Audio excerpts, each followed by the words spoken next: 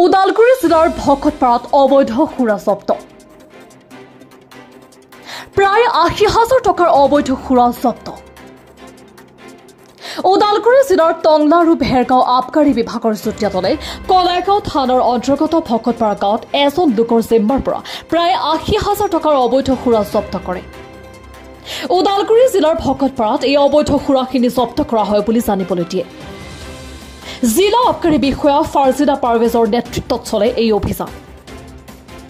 আমাৰ ওচৰত কিছু ভাষ্য আছে শুনাই ল'ব বিচাৰিছো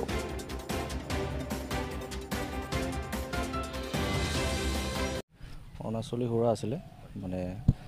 কলাইগাঁও সাইডৰ পৰা ধৰা হৈছে প্ৰায় 50 কেছমান হ'ব তাৰপিছত আমি খবৰ পাই আছিলোঁ আগৰ পৰাই যে এনেকুৱা আহি আছে ইয়াতে মানে ৰেণ্ডম চাৰ্চ কৰাতে এটা ঘৰত পালে আৰু মানুহ এজন ধৰা হৈছে আৰু এটা এবস্কণ্ডিং আছে আমি ইনভেষ্টিগেট কৰি আছোঁ কেছটো চাই ল'ব পাৰে কিবাটো আমি নাই চাই ল'ব পাৰে মালটো ইফালে আছে প্ৰায় কিমানমান টকা হ'ব মাৰ্কেট এষ্টিমেট কিমান হ'ব সৰাসৰি হ'ব আৰু তেনেকুৱা